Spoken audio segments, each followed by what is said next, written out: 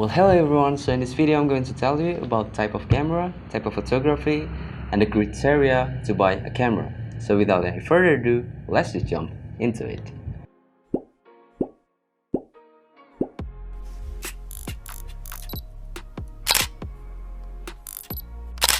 So what is a camera?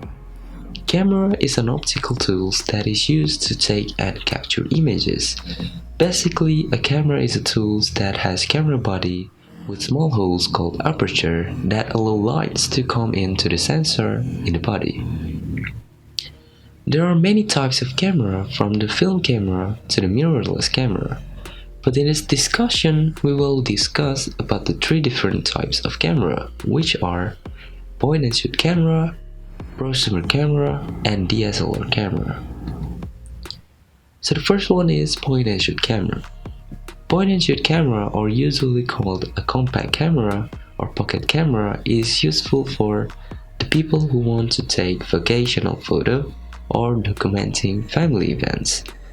This camera is really flexible and easy to use because user can bring the point and shoot camera everywhere without the hassle to carrying it. The point and shoot camera equipment come with fixed lenses and fixed variable focal length. This camera user won't be able to take a telephoto with this camera because of the small range of the camera. But this camera is really suitable for the user who want to documenting events only.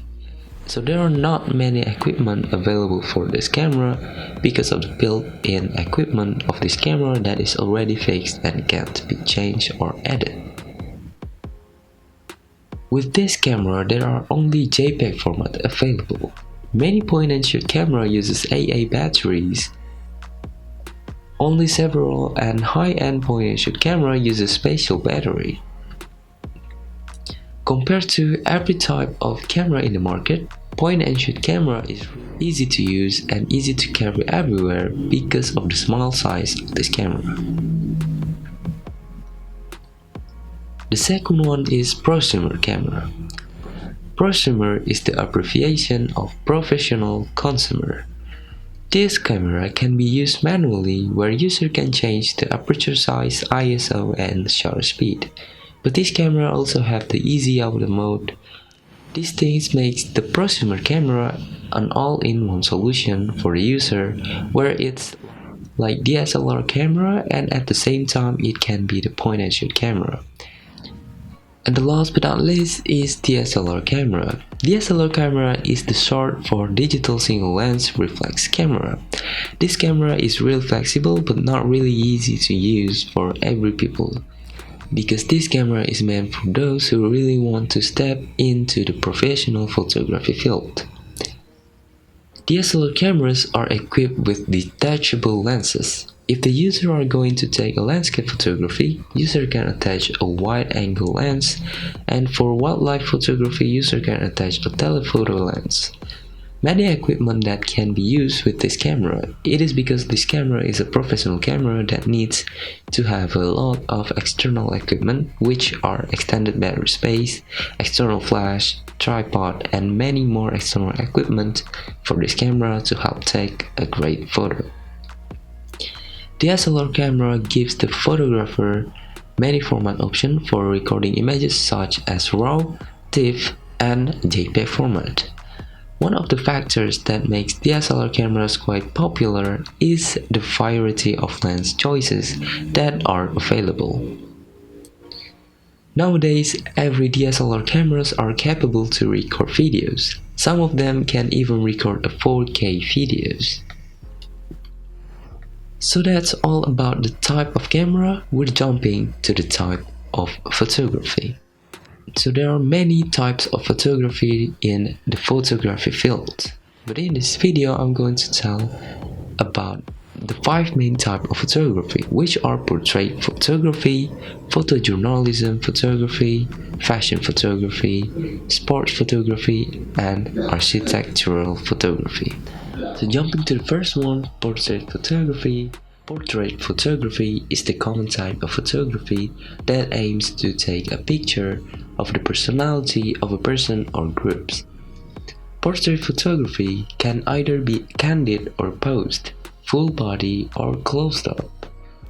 After all, the photo usually focuses on the subject's face.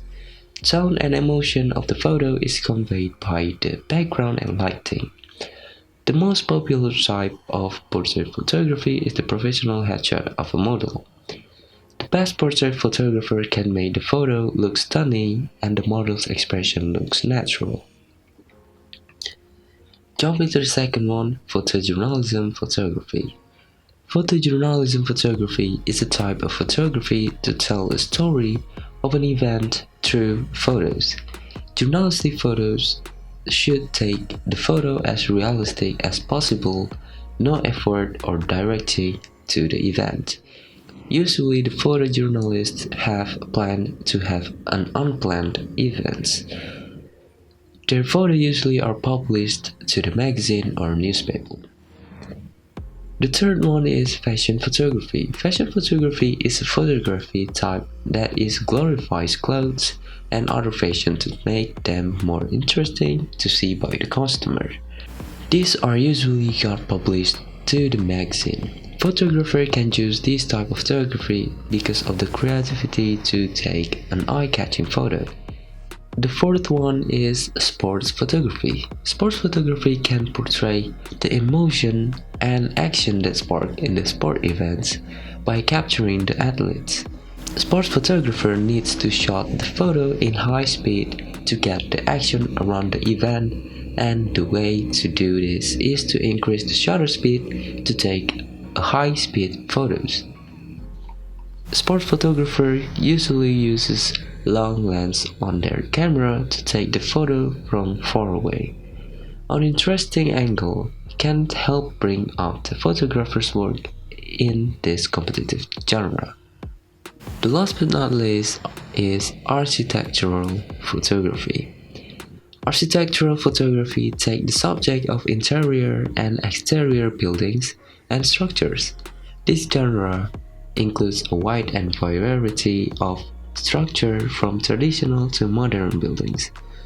Often they show the pleasing parts of the building and architecture.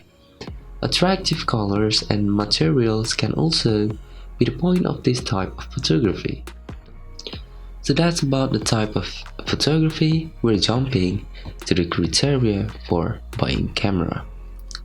Buying a digital camera is one of the toughest decisions to make. That's because lots of excellent brands offer different types of cameras with tons of features. This is fine for consumer choice, but it makes choosing the best camera extremely difficult. To make that choice easier, one way to approach purchasing a new camera is to consider the following general criteria, which are: the first one, photography needs. Buying camera depends on the user needs in photography. If user wants to take a documentation of a family trip, vacation, or just a family event, user may want to buy a point and shoot camera. If user want to take photography more seriously, but just need to documenting event or vacation without being too complicated to set the camera, user may want to buy prosumer camera. And if user want to take a deep knowledge in photography and want to learn to become a professional photographer, user can buy the DSLR camera, where user can set the camera more flexible according to the user needs. The second criteria is budget. It seems clear that more money equals better digital cameras, but this isn't always the case. There are also price overlaps between different types of cameras. The third criteria is picture quality, or the sensor of the camera. The quality of the sensor really determines how good the photo looks in the low light or backlight conditions. Sometimes a camera with higher pixels actually has a worse sensor or produces a noisier image. In fact, the first rule of choosing a digital camera should be to place the sensor size over the number of pixels. That's because cameras with large sensors have more areas to capture more light and detail. We jump into camera size. There is a trade-off between size and features. As a traveler, users have to know where they stand at the trade-off. If the user wants to get the great shot, the user needs to carry big and heavy camera, which is the DSLR camera or prosumer camera. But if the user are going to accept fewer options and less functionality to have something light and want to take it whenever the user needs it, it is very suitable to use the point and shoot camera. The next one is camera body. While the camera body influences the overall size and weight, another potentially important factor is the body shape and hand grip design. Some are more comfortable to hold and allow more stability when taking photos. The next one is future goals. If you are still a beginner but hoping to make photography a serious hobby, it may be a good idea to pay for more for a digital camera than the user can currently use with their current skills. The next one is learning curve. If the user are not the kind of person who reads manuals and learn into the various features and settings that digital cameras offer, they probably shouldn't buy an expensive and professional camera like DSLR camera and consider to buy a compact camera like a point and shoot camera.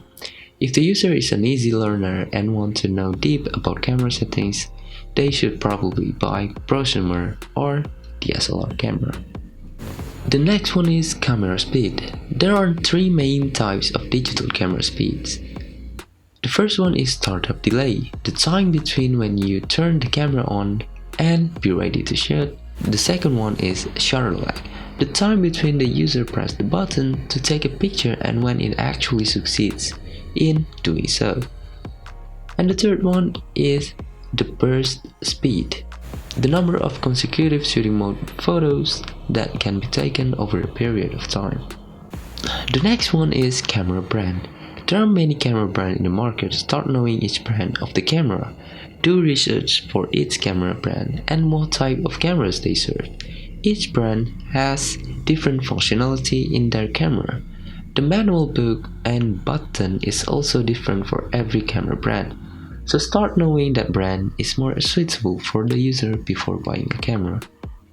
The last criteria is the camera features. There are so many features that manufacturers use to differentiate their digital cameras. Some include battery life, GPS, Wi-Fi, number of preset settings, ability to configure settings manually, ability to shoot in RAW image format, rear LCD screen size and resolution, viewfinder, autofocus type, and number of focus points, time-lapse recording, panorama, macro mode, 3D, etc. User can use this criteria to consider to buy a camera. So that's for the video, that's for the type of camera, type of photography, and the criteria to buy a camera. So that's for the video. Thank you guys for watching, and as always, stay creative.